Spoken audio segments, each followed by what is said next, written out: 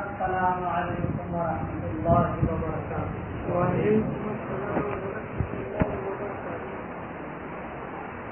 بچے جو ہو پیچھے چلے جانے بھائی، بچے ہوں پیچھے چلے جانے، یہ خبر رکھنا۔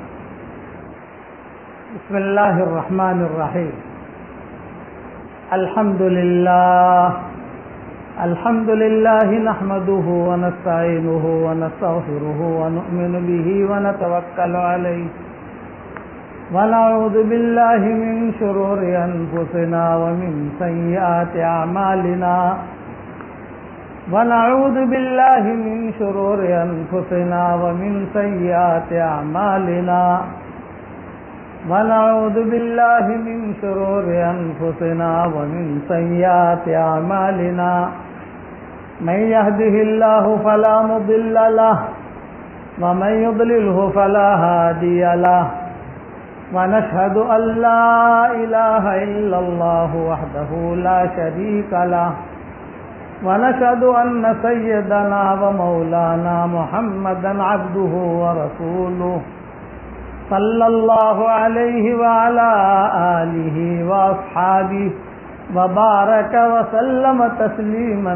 كثيرا كثيرا أما بعد فأعوذ بالله من الشيطان الرجيم بسم الله الرحمن الرحيم ومن آياته أن خلق لكم من أنفسكم أزواجا لتسكنوا إليها وجعل بينكم مودة ورحمة إن في ذلك لآيات لقوم يتفكرون صدق اللہ العظیم۔ قابل احترام بھائیوں، دوستوں اور بزرگوں، مائیں اور بہنیں، 5 شعبے ہیں ہماری شریعت کے۔ ایمانیات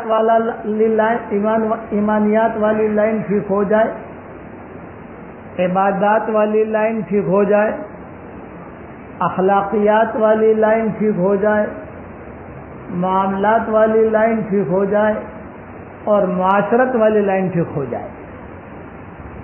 ایمان، اللہ کی ذات پر یقین، اس کے خزانوں پر یقین، اس کی باتوں پر یقین، نبی کی باتوں پر یقین، یہ ایمانیات والی لائن آ گئی۔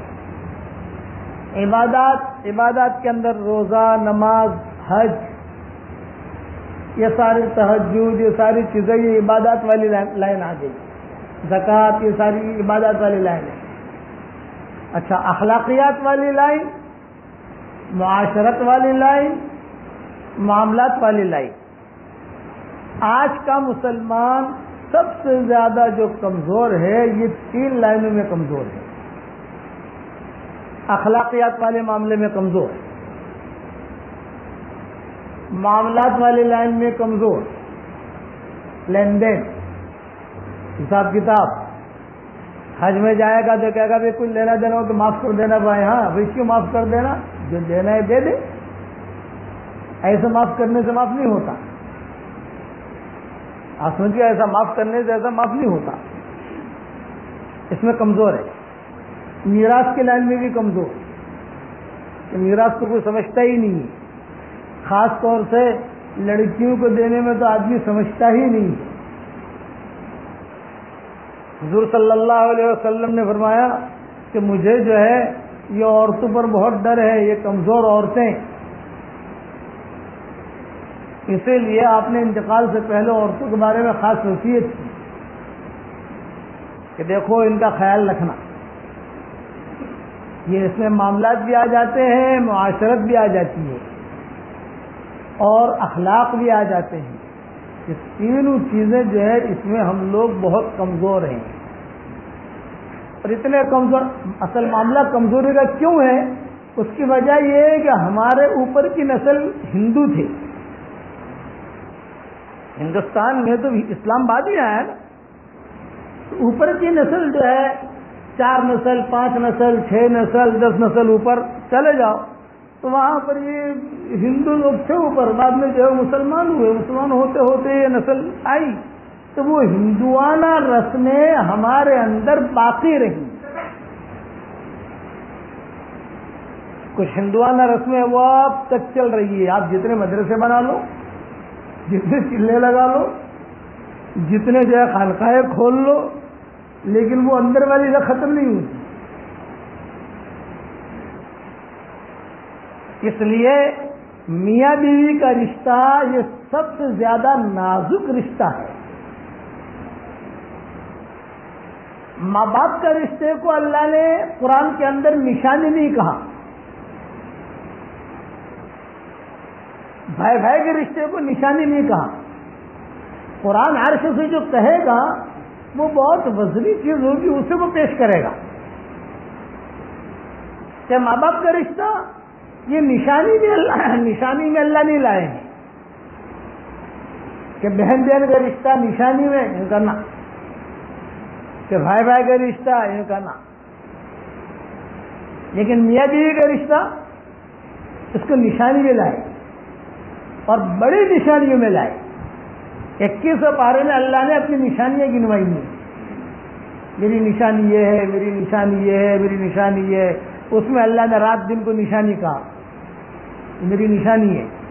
چاند سورج کو اللہ نے نشانی کہا، یہ میری نشانی ہے. ہوائیں آتی ہیں جاتی ہیں، یہ میری نشانی ہے.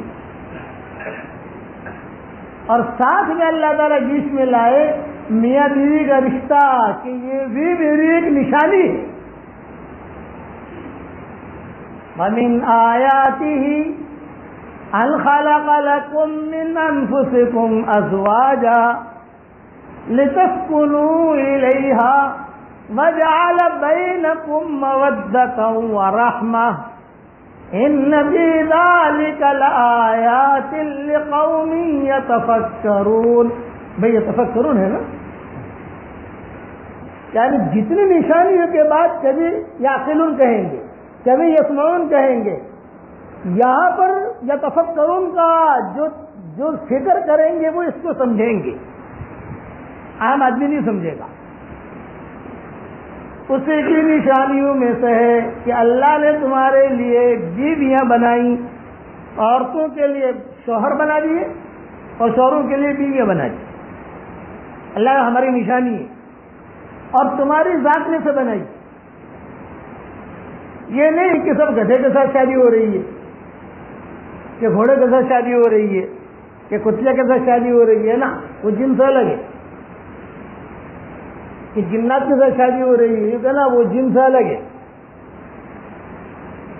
من انفسکم کہا، تمہارے اندر. اور اس میں ہم نے محبتیں ڈالی. اسی لیے سب سے پہلا رشتہ زمین پر جو آیا ہے وہ میاں بیوی کا ہے، ماں باپ کا نہیں. ماں باپ کا رشتہ تو بعد میں شروع ہوگا، اولاد پیدا ہوگی، اب ماں باپ کا رشتہ شروع ہوا. سب سے پہلا رشتہ اور آخری رشتہ جو جنت میں رہے گا وہ بھی میاں بیوی کا رہے گا. حقوق بتائے کہ شوہر کا یہ حق، بیوی کا یہ حق. یہاں تک کہ آج کا اللہ تعالیٰ میں معاف کرے، یعنی ہمارے مسلمانوں کے اندر لڑکی گھر میں جا کر جتنی پریشان ہوتی ہے بعض مرتبہ اتنا کوئی پریشان نہیں ہوتا. شادی کی، اب شادی کرنے کے بعد جو ہے وہ اس پر عجیب یعنی وہ گھر میں آئی تو گھر میں آنے کے بعد اسے عجیب نگاہوں سے دیکھتے ہیں کہ دیکھو یہ کیسی ہے، دیکھو اس کے چال چلن دیکھنی تھی تو شادی سے پہلے دیکھتے نا. پہلے شریعت کا مطلب سمجھ لو کہ بیوی کے اوپر کھانا پکانا ہماری شریعت میں نہیں ہے، کپڑے دھونا بھی نہیں ہے. اگر وہ کھانا پکائے تو وہ اس کا احسان، کھانا پکائے یہ کرو، وہ اس کا احسان ہے، وہ احسان میں آتا ہے. بیوی شادی کر کے لائے، اب اس کو مکان دینا یہ ضروری ہے. اسکنوہن من حیث سکنتم، کیا اسکنوہن من حیث سکنتم، یہ آسمانوں سے یہ حکم ہے کہ اسکنوہن من حیث سکنتم، جہاں تم رہو وہاں انہیں رکھو، جو تم کھاؤ وہ ان کو کھلاؤ. اب رہنے کے لیے مکان نہیں ہے تو آدمی کیا کرے؟ کرائے کا مکان لے لے. کرائے کا مکان بھی نہیں ہے تو آدمی جو ہے بمبئی چھوڑ کر دوسری جگہ چلا جائے جہاں کم پیسے میں کرائے والا مکان مل جائے, دور چلا جائے, گاؤں چلا جائے, وہاں جا کے رکھے. اتنی بھی طاقت نہیں ہے تو روزہ رکھتا رہا اور زندگی گزارتا رہے, پھر شادی کی ضرورت نہیں, کسی کے بچے کو پریشان نہیں کرنا.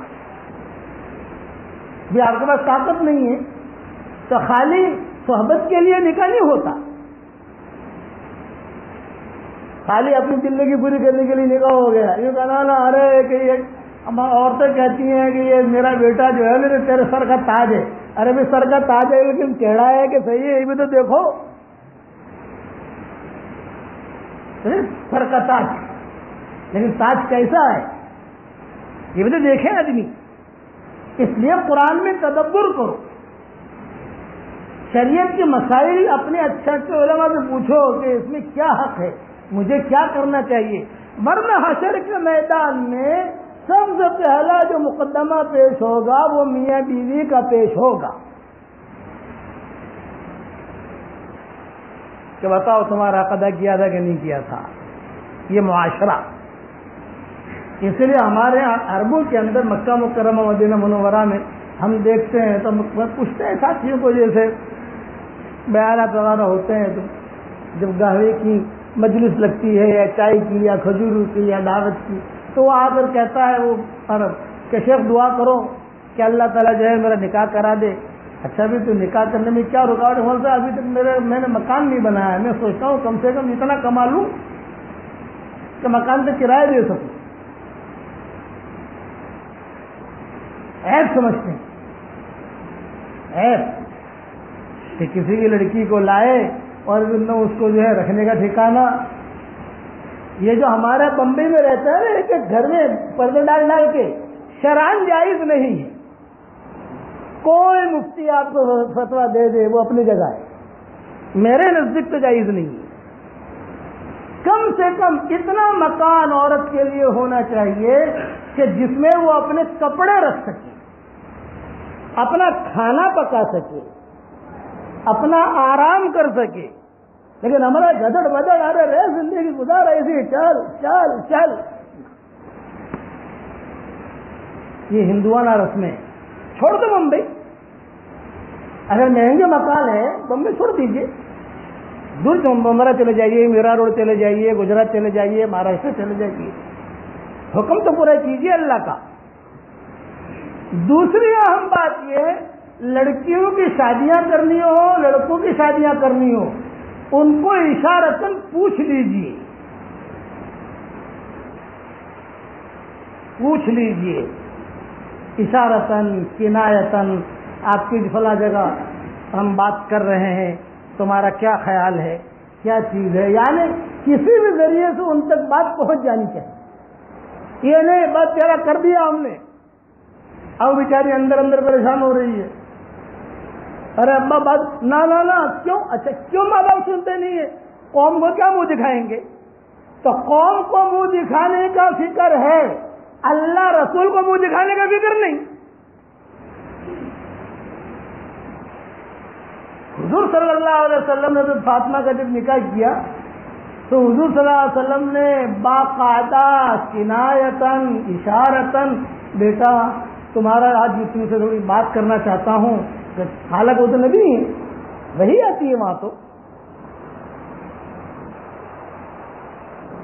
اشارہ کیا کہ میں نے تمہارے لیے ایک بہت دیندار لڑکا ڈھونڈا ہے, بہت دیندار, یہ اخلاق, اس کا دین بہت اونچا ہے اور وہ علی ہے, بتاؤ تمہاری کیا رائے؟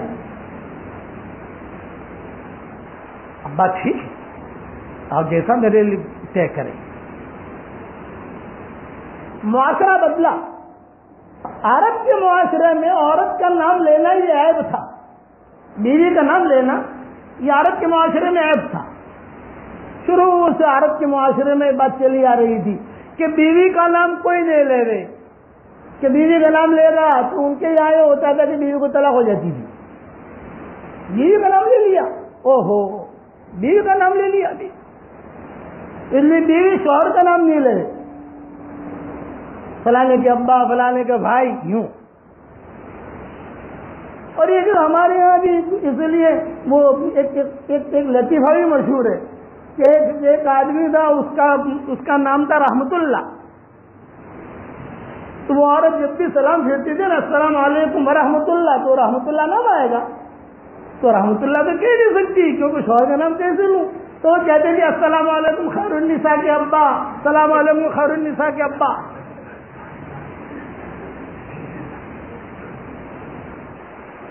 یہ عربوں میں یہ تھا، قرآن عربوں مدینہ منورہ کی زندگی تک کہ عورت کا نام، تو حضور صلی اللہ علیہ وسلم نے اس رسم کو توڑا،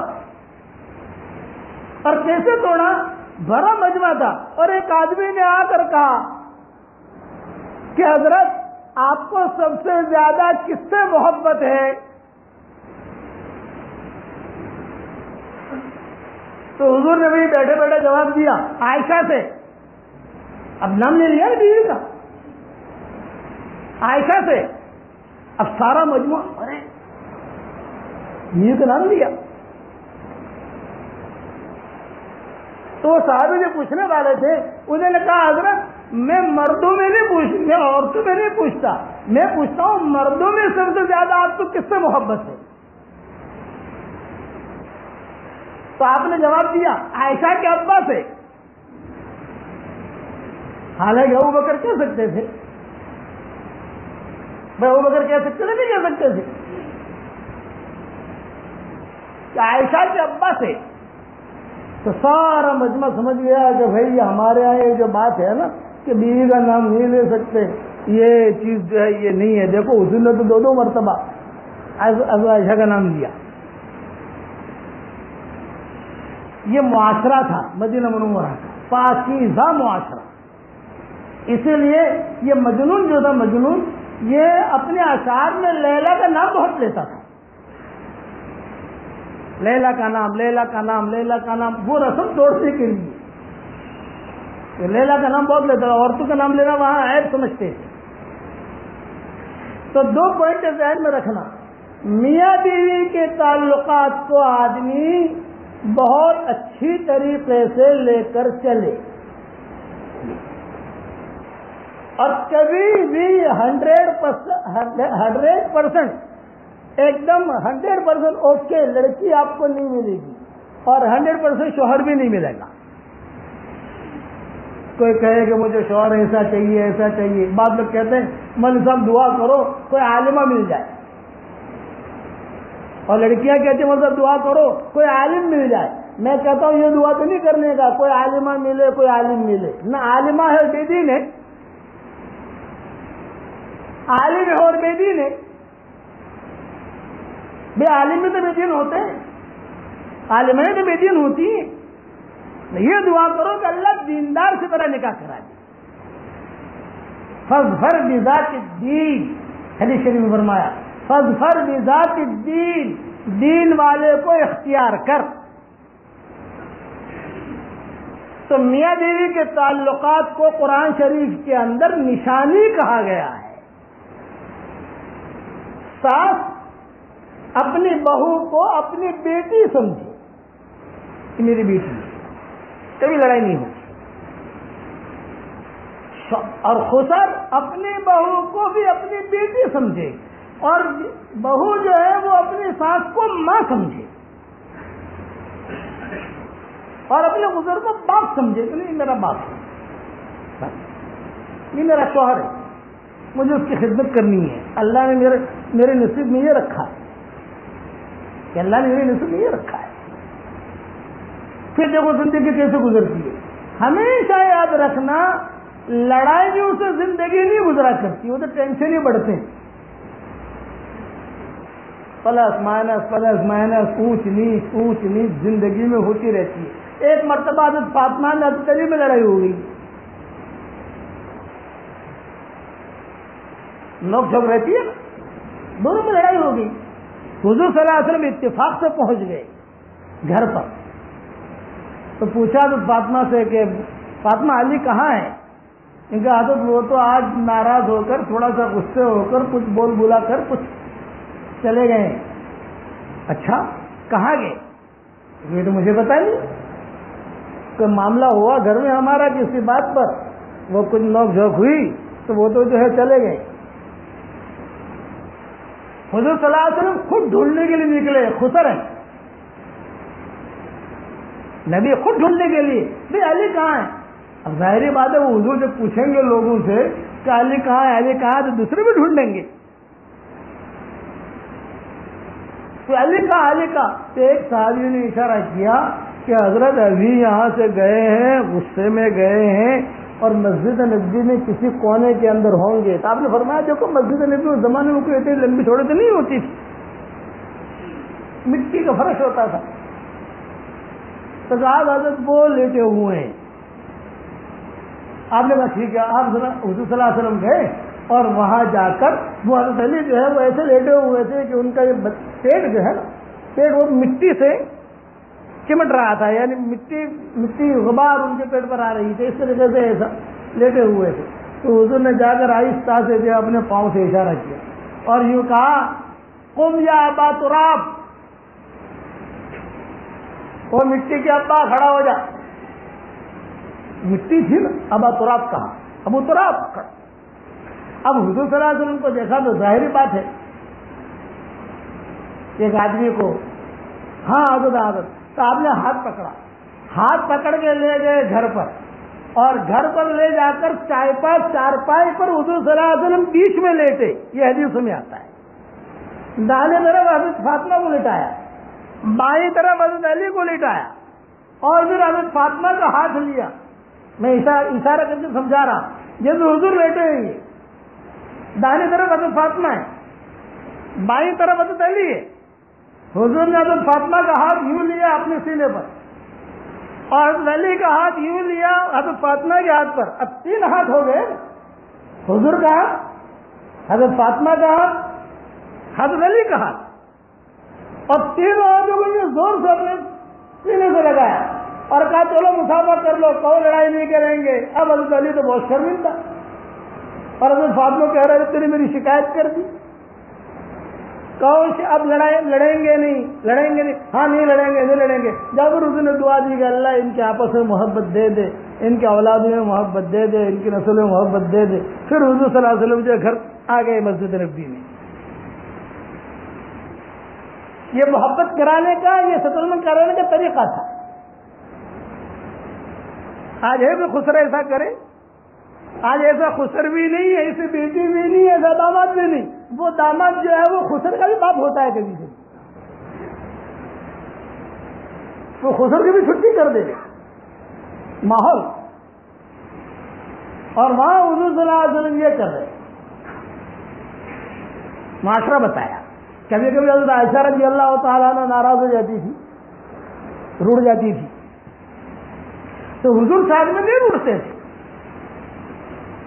ہمیشہ ایک اصول بتاؤں آپ کو, آپ کی بیگم جب بہت روٹھ جاوے تو آپ جو ہے بیوی بن جاؤ, اسے شوہر بنا لو. آپ بیوی بن جائیے آپ, ٹھیک ہے, تو جیسا کہیں ویسا ٹھیک ہے. یہ جو ہے رات نہیں ہے, دن ہے. ہاں دن ہے, لڑائی نہیں ہوگی. حضرت عائشہ رضی اللہ تعالیٰ عنہ کبھی کبھی جو ہے کافی روٹ جاتی تھی اور ایک طرف بیٹھ جاتی تھی. تو حضور صلی اللہ علیہ وسلم خود کہتے تھے عائشہ تم جب ناراض ہوتی ہو تو مجھے پتہ چل جاتا ہے. تو حضرت عائشہ نے پوچھا کیسے پتہ چلتا ہے؟ انہوں نے کہا کہ جب ناراض ہوتی ہو تو میرا نام نہیں لیتی, ابراہیم کا نام لیتی ہو, اسماعیل کا نام لیتی ہو, یا رب ابراہیم, یا رب اسماعیل, یا رب اسحاق. میں سمجھ جاتا ہوں کہ آج تم روٹھی ہوئی ہو. یعنی وہ روٹھنا بھی حضور کو کبھی کبھی پسند ہوتا تھا. وہ عورت نے کیا جو نہ روٹھے, وہ تو جانور نہیں روٹتا کہ بھینس نہیں روٹھے گی, وہ عورت اس کا پیارے روٹھنے میں ناراض ہو جائے گی, غصہ ہو جائے گی, اس کا برداشت کرو. یہ برداشت کرنے پر آپ کو دین ملے گا. تو حضور فرماتے تھے کہ میں سمجھ جاتا ہوں کہ جب تو ناراض ہوتی ہے اور جب خوش ہوتی ہے تو کہتے ہیں یا رب محمد، یا رب محمد، یا رب محمد۔ میں سمجھتا ہوں کہ آج بیگم خوش ہے، اور جہاں تو کہتے ہیں یا رب ابراہیم، یا رب اسماعیل، یا رب اسحاق، یا رب بھولا، یا رب بھولا، تو میں سمجھ جاتا ہوں کہ آج تو ناراض ہے۔ حضرت عائشہ نے کہا حضرت بالکل صحیح ہے۔ کبھی کبھی ایک مرتبہ حضور صلی اللہ علیہ وسلم نے دعا مانگی اس میں اعظم، تو حضرت عائشہ نے کہا حضرت مجھے بھی اس میں اعظم سکھا دیجیے۔ صاحب نے فرمایا نہ نہ نہ، میں نہیں سکھاتا، میں سکھاؤں گا تو پتہ نہیں تو کیا دعا مانگنے کی اللہ سے۔ حضرت عائشہ ناراض ہو گئی، تھوڑی دیر کے بعد اٹھی، یہ کہا کہ میں نے سیکھ لیا اس میں اعظم۔ تو حضور نے فرمایا بتاؤ کیا سیکھا؟ یہ کہا میں اللہ سے دعا کرتا ہوں کہ اللہ جتنے تیرے نام ہے، جسے میں جانتی ہوں جسے میں نہیں جانتی، اس کے دفعہ سے تجھ سے دعا مانگتی ہوں۔ تو آپ ہنس پڑے، آپ نے کہا تو آگے نہیں کریں گی، سب نام آ گئے اس میں۔ یہ پیار والی باتیں تھی، اس لیے اپنے گھر کے اندر اپنی اولاد پر بھی زیادہ مت برسو۔ ماں باپ جو ہے نا اپنا ماں باپ پنا نہ بتانے، بعض ماں باپ ہوتے ہیں ماں باپ پنا بتاتے ہیں، میں باپ کو مانتا نہیں ہے۔ ارے تم کہو اور وہ مانے تو کیا کمال ہوا؟ ان کے ساتھ ایسی زندگی گزارو کہ وہ خود آپ کی طرف مائل ہو کے آئے۔ اسے دینی معاشرہ کہیں گے۔ شادی کے لیے آسانیاں کر دی ہماری شریعت کے اندر، آسانیاں، بہت آسانیاں، بہت آسان۔ کہ حضرت خدیجہ رضی اللہ تعالی عنہا نے اپنا پیغام حضور صلی اللہ علیہ وسلم کو خود دیا۔ شریف تھی،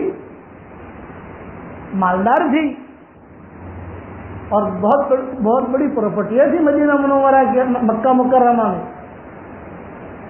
تو اپنا پیغام خود دیا، یعنی ایک قسم کا اختیار ان کو بھی دیا گیا ہے۔ حضور صلی اللہ علیہ وسلم تو جو ہے بالکل نوجوان 22-23 سال کی عمر تھی آپ صلی اللہ علیہ وسلم کی، ابھی تو نبوت بھی نہیں ملی، اور حضرت خدیجہ کو شوہر کی ضرورت تھی، کوئی شریف آدمی ملے، شریف شوہر مل جائے سمجھ لو کہ اللہ کا بہت بڑا فضل مل گیا، اور شریف بیوی مل جائے سمجھ لو کہ اللہ کا بہت بڑا فضل مل گیا۔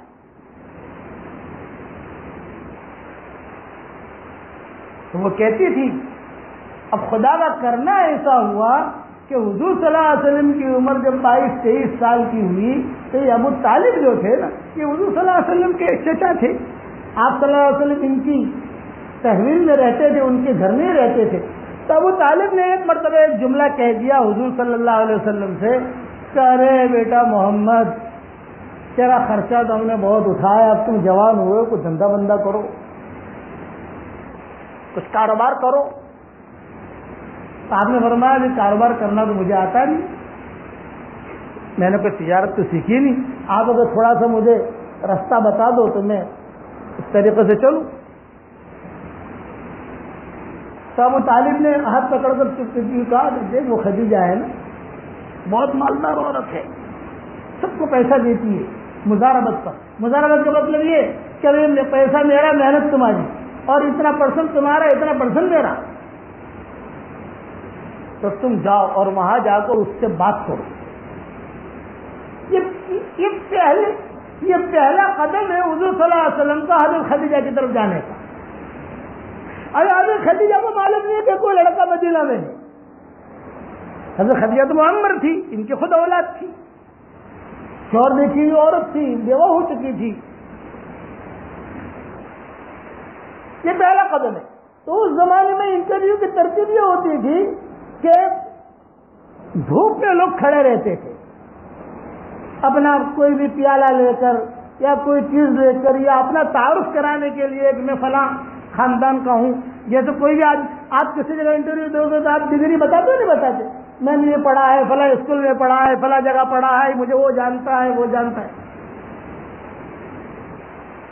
آپ صلی اللہ علیہ وسلم بھی اپنا فقیری والا پیالہ لے کر کھڑے ہو گئے لائن میں، 22-23 سال کی عمر حضور صلی اللہ علیہ وسلم کی۔ اور حضرت خدیجہ جو ہے یہ برابر جو ہے لوگوں سے پوچھ پاچھ کر کسی کو 1000 دینار، کسی کو 2000 دینار، کسی کو 5000 دینار، جیسا کام کرنے والا وہ چیک پاس کرتی رہتی تھی کہ چلو یہ لو. اس زمانے کے چیک میں ہی ہوتا تھا. اچھا جب وہ کام کرتی ہے حضرت خدیجہ، ابھی اسلام تو آیا ہی نہیں ہے. اسلام تو حضور صلی اللہ علیہ وسلم کی عمر 40 سال کی ہوئی تب آیا. حضور صلی اللہ علیہ وسلم کھڑے رہے تو خدیجہ نے دیکھا کوئی شریف لڑکا کھڑا ہے. ہمیشہ یاد رکھنا کہ گھوڑے کی پیشانی، میں آپ لوگوں کو نصیحت کرتا ہوں، اگر اللہ تعالیٰ نے آپ کو مال دیا ہے، مال، اور دیہات میں رہتے ہو کہیں، تو گھوڑا ضرور رکھو. حدیث شریف میں آتا ہے جس گھر میں گھوڑا ہوتا ہے وہ تہجد کے وقت میں اپنے مالک کے لیے روزانہ دعا کرتا ہے.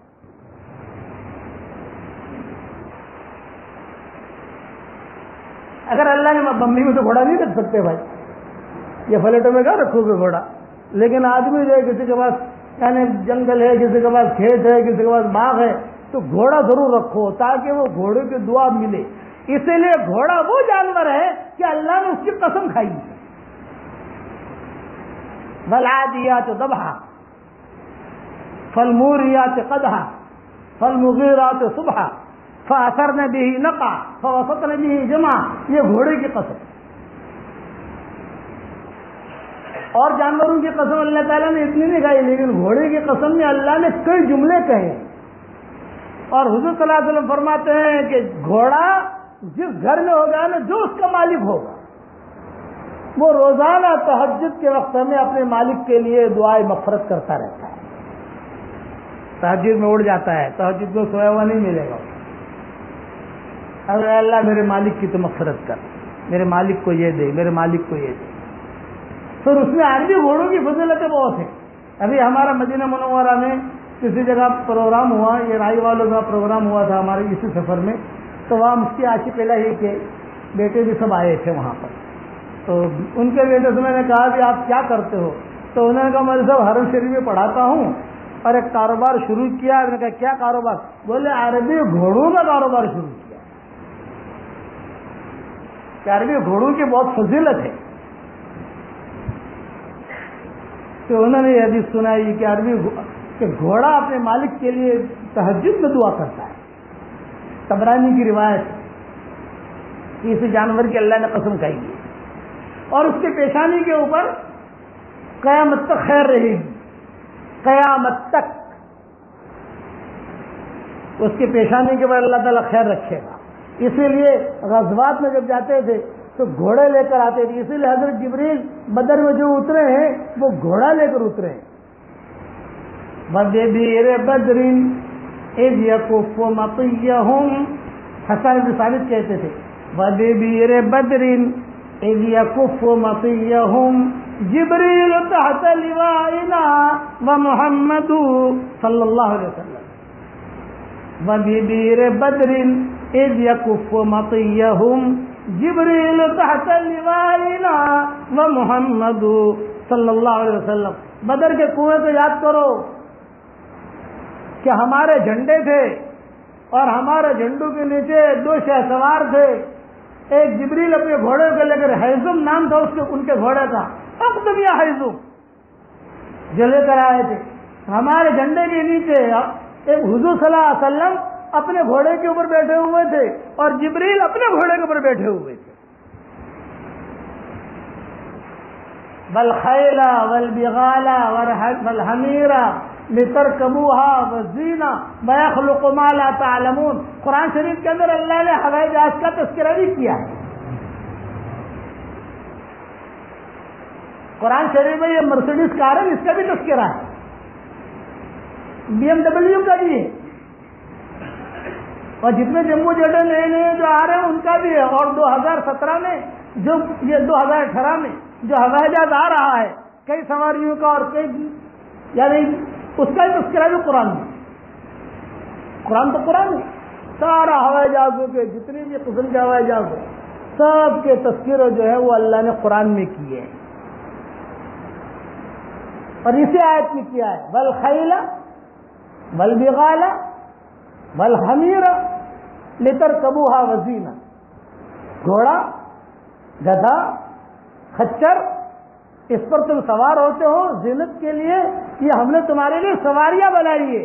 اور آگے کیا کہتے ہیں وَيَخْلُقُ مَا لَا تَعْلَمُونَ، اور ایسے بھی سواریاں بھی ہم پیدا کریں گے جسے تم جانتے بھی نہیں ہو۔ سب آ گئے، جمبو جیٹ، BMW سب آ گئے۔ وَيَخْلُقُ مَا لَا تَعْلَمُونَ۔ تو حضور صلی اللہ علیہ وسلم کے بعد یہ خدیجہ جو ہے انہوں نے دیکھ لیا کہ یہ کوئی شریف لڑکا ہے، بلا لیا وہاں سے اور بلا کر کہا اچھا ایک بات بتاؤں میں آپ کو، یہ ہندوستان پاکستان میں جو لڑکیوں کو بھگا جاتے ہیں عشق کر کے، یہ گندی چیز عربوں میں نہیں ہے، کبھی کسی عرب نے نہیں دیکھا ہوگا کہ وہ کسی لڑکی کو بھگا لے گیا ہو۔ یہ ہمارے ہندوستان پاکستان بنگلہ دیش میں یہ مصیبت ہے کہ لڑکیاں بھاگ گئی، لڑکے کو بھگا لیا، لڑکی کو بھگا لیا، کورٹ میں جا کر شادی کر دی۔ نہ، اسے عشق کہتے ہیں۔ عشق ہماری شریعت میں جائز نہیں ہے، محبت جائز ہے۔ محبت سے عمر بن عبدالعزیز کی چچا بہن تھی فاطمہ، تو وہ دونوں ایک ہی گھر میں رہتے تھے، عمر بن عبدالعزیز بھی اور یہ فاطمہ بھی، چونکہ خاندانی ہے نا، خاندانی کی ہے بنو امیہ کا۔ تو عمر بن عبدالعزیز اپنے ماں باپ کو کہتے تھے کہ میرا نکاح جو ہے فاطمہ کے ساتھ کر دیا، لیکن کبھی فاطمہ سے بات نہیں کی ہے۔ اور فاطمہ کہتی تھی اپنے ان کے والد کو، ان کے بھائیوں کو، بھائی میرا نکاح جو ہے یہ عمر بن عبدالعزیز سے کر دیا، بس اتنی محبت۔ لیکن لڑکی کو بھگا دینا اور پھر جو ہے وہ SMS کرنا، یہ چیزیں یہ عربوں کی بہت بہت بڑا عیب شمار ہوتا ہے۔ عرب آگے ہمیں کہتے ہیں جب بھی ہم کبھی بیان کے لیے جاتے شیخ ایک دعا کرنی ہے، ایک دعا خالی ایک دعا۔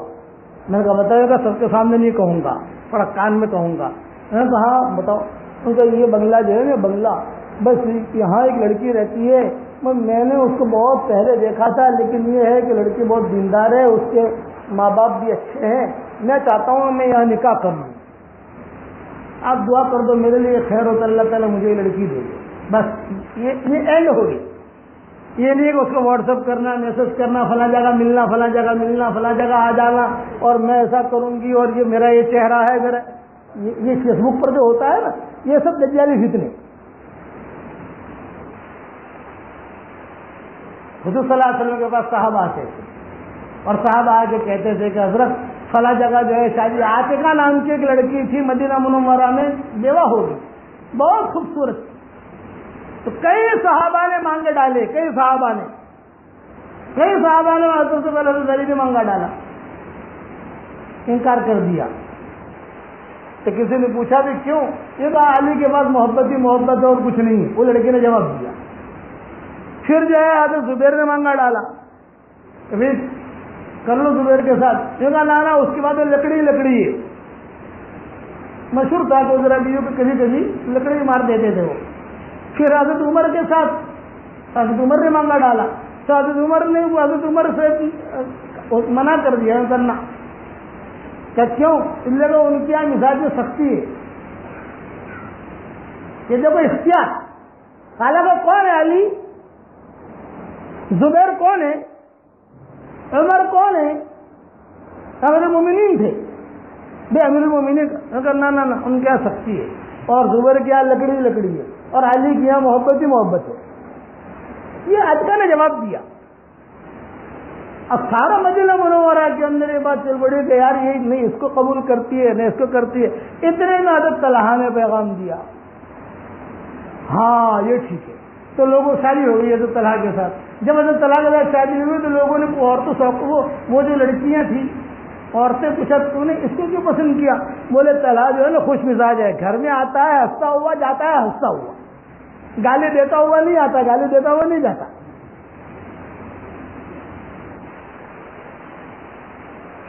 اس لیے دینی معاشرہ سمجھو گے انشاءاللہ بھائی. بقیہ تفصیل کل پوری کریں گے انشاءاللہ. اللہ ایک ہدیہ بھی دینا ہے آپ لوگوں کو, کل دیں گے انشاءاللہ. چلو اللہم صلی علی محمد وعلی آل محمد کما صلیت علی ابراہیم وعلی آل ابراہیم انک حمید مجید.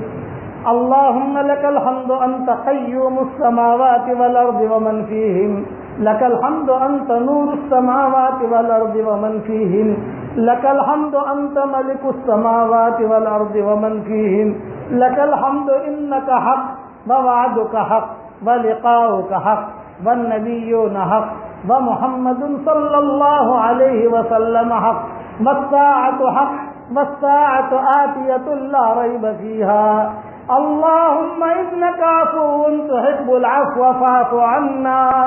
اللہم انک عفو تحب العفو فاعف عنا. اللہم انک عفو کریم تحب العفو فاعف عنا. اللہم اعتق رقابنا من النار. اللہم اعتق رقابنا من النار. اللہم اعتق رقابنا من النار. اللہم اعتق رقابنا ورقاب آبائنا ورقاب امہاتنا ورقاب اخواننا ورقاب اخواتنا ورقاب ازواجنا ورقاب ذریاتنا ورقاب ابنائنا ورقاب بناتنا ورقاب احبابنا ورقاب اصحابنا من النار یا عزیز یا غفار یا ارحم الراحمین.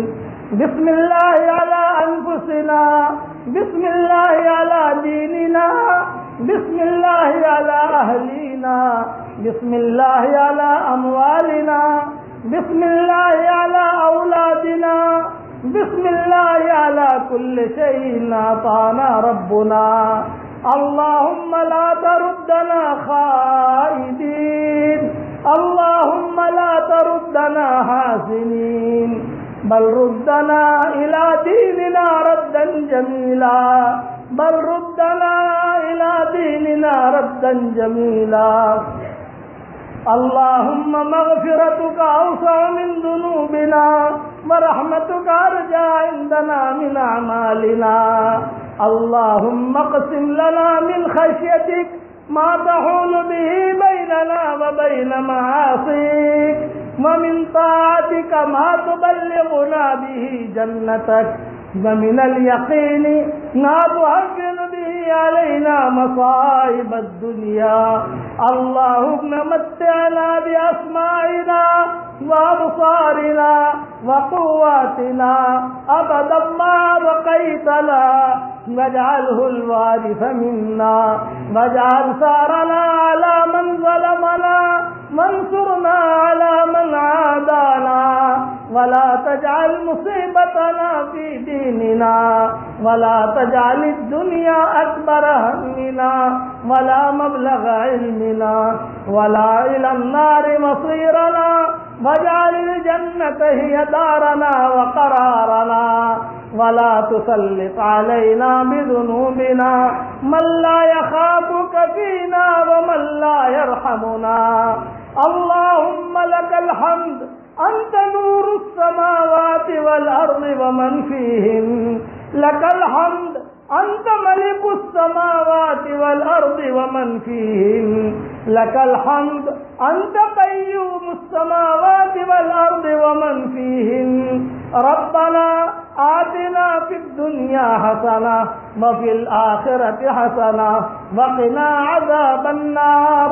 ربنا آتنا من لدنك رحمة وهيئ لنا من أمرنا رشدا. ربنا إننا سمعنا مناديا ينادي للإيمان أن آمنوا بربكم فآمنا. ربنا فاغفر لنا ذنوبنا وكفر عنا سيئاتنا وتوفنا مع الأبرار.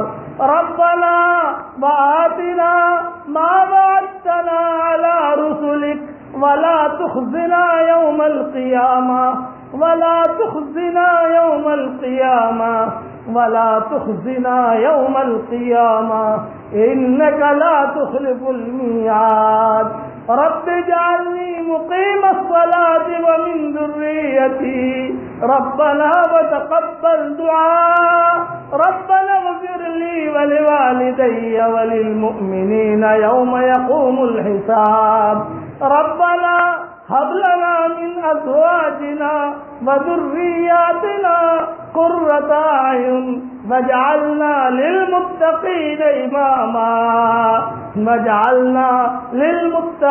إماما اللهم اجعلنا مباركين أينما كنا اللهم اجعلنا مباركين أينما كنا يا حنان يا منان يا ذا الجلال والإكرام يا إلهنا وإله كل شيء إلها واحدا لا إله إلا أنت سبحانك إنا كنا من الظالمين اے اللہ ہمارے گناہوں کو معاف فرما، اے اللہ ہماری خطاؤں سے درگزر فرما، اے اللہ مغفرت کا اشرا رخصت ہو چکا، رحمت کا اشرا رخصت ہو چکا، اب اے اللہ جہنم سے آزادی کا اشرا شروع ہوا ہے۔ اے اللہ ہم کمزور ہیں، ہم کہاں جہنم کی آگ کو برداشت کر سکیں گے، ہم کہاں قبر کی آگ کو برداشت کر سکیں گے۔ اے اللہ یہ پہلی رات ہے جہنم سے آزادی کی، اے اللہ ہماری گردنوں کو جہنم سے آزاد فرما دے، اے اللہ ہمارے ماں باپ کی گردنوں کو جہنم سے آزاد فرما دے، اے اللہ سارے مسلمان مردوں اور عورتوں کی گردنوں کو جہنم سے آزاد فرما دے، اے اللہ تیرے بھلے بندے بندیوں میں شامل فرما دے، اے اللہ جہنم کے پیٹھوں کے اوپر سے ہمارے ناموں کو مٹا دے اور جنت الفردوس کے دروازوں پر ہمارے ناموں کو لکھ لے۔ اے اللہ جس کرم سے آپ نے ہمیں یہاں جمع کیا ہے اور جس کرم سے یہ دعائیں کی جا رہی ہیں اور جہاں جہاں آمین کہی جا رہی ہو، جب بھی کہی جائے اور جہاں پر بھی کہی جا رہی ہو، اے اللہ تو ان کی اور ہم سب کی قیامت تک کے آنے والی نسلوں کو قبول فرما۔ اے اللہ ہمیں خالی ہاتھ واپس نہ لوٹا، اے اللہ تیرے دربار میں کوئی آئے خالی ہاتھ واپس چلا جائے، یہ تیری شان کے خلاف ہے، یہ تیرے علم مرتبے کے خلاف ہے، یہ تیری بلندی کے خلاف ہے، یہ ہمارے یہاں کی تاک راتوں میں سے ایک رات ہے۔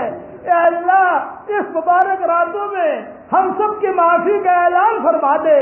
تیری سخاوت کی کہانیاں مشہور ہیں، تیری سخاوت کی کہانیاں مشہور ہے۔ اے اللہ اس چمن کی قدر کرنے کی تو ہمیں توفیق عطا فرما۔ اے اللہ یہ رمضان المبارک کا مہینہ ہے، حشر کے میدان میں یہ روزے کھڑے ہوں گے اور روزہ جس کی سفارش کرے گا اسی تو جنت میں داخل کرے گا، اور روزہ جس کے لیے بددعا کرے گا روزہ اس کا ہاتھ پکڑ کے جہنم میں دھکا دے دے گا۔ اے اللہ ہمیں وہ نیک بخت انسان بنا کہ روزہ ہمارا ہاتھ پکڑ کر، قرآن ہمارا ہاتھ پکڑ کر جنت کی طرف لے جا رہا ہو۔ اے اللہ وہ نیک بخت انسان بنا، وہ بدبخت انسان مت بنا کہ اللہ ہم تھکے بھی اور تیرے یہاں سے محرومی بھی رہے۔ عاملۃ ناصبہ تصلی نارا حامیہ، تو نے قرآن میں کہا ہے کہ دنیا میں بہت تھکنے والے تھکتے ہیں لیکن سوائے جہنم کے ان کے مقدر میں کچھ نہیں ہوتا ہے۔ اے اللہ کہ وہ بدبخت انسان مت بنانا، ہمارے روزوں کو قبول فرما، ہماری تراویح کو قبول فرما، قرآن سننے سنانے کو قبول فرما، ہمارے بیانات کو قبول فرما۔ جو چوک ہو گئی ہو تو معاف فرما دے، اگر فضل کرے تو چھٹیاں اور اگر عدل کرے تو لٹیا۔ اے اللہ ہمارے ساتھ فضل کا معاملہ فرما دے، ہمارے ساتھ عدل اور انصاف کا معاملہ نہ فرما۔ اے اللہ مائیں بہنیں بھی آمین کہہ رہی ہیں، بھائی بھی آمین کہہ رہے ہیں، وہ بچے معصوم بچے بھی آمین کہہ رہے ہیں، فرشتے بھی آمین کہہ رہے ہیں، جنات بھی آمین کہہ رہے ہیں۔ اے اللہ ان کے آمین کے کہنے کو تو قبول فرما۔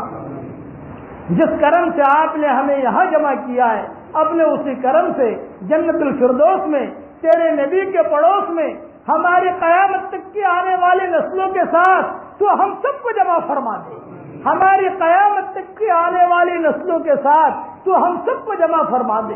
اے اللہ، ہم تو جھولیاں پھیلا کر تیرے دربار میں بیٹھے ہیں، تو تھوڑا بھی ڈال دے گا ہمارے لیے کافی ہے، اس لیے کہ تو کریم ہے۔ قلیلک لا یقال قلیل، تیرا تھوڑا تھوڑا نہیں ہوتا، تیرا تھوڑا بھی بہت زیادہ ہوتا ہے۔ اے اللہ، وہ بھی ہمارے لیے کافی ہے۔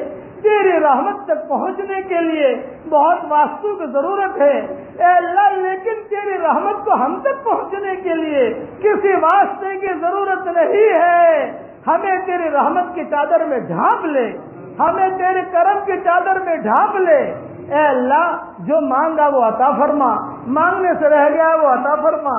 جس نے بھی ہم سے دعاؤں کے لیے کہا ہو، دعاؤں کے لیے خطوط میں لکھا ہو، جن کا ہم پر کسی قسم کا حق اور احسان ہو، یا جو ہمیں اپنی دعاؤں میں یاد کرتے رہتے ہوں، مائیں بہنیں ہمیں اپنی دعاؤں میں یاد کرتی رہتی ہو، ہماری ساری دعاؤں میں ان کا پورا پورا حصہ نصیب فرما۔ ہمیں تقوی کا لباس پہنا دے، ہمیں زہد کا لباس پہنا دے، ہمیں عافیت کا لباس پہنا دے، ہمیں تیری محبت کا لباس پہنا دے، ہماری آنکھوں میں تیری محبت کا سرما لگا دے، ہمارے دل کی محرابوں میں تیری معرفت کا نور کوٹ کوٹ کے بھر دے، اور اپنے فضل و کرم سے ہماری ساری دعاؤں کو قبول فرما۔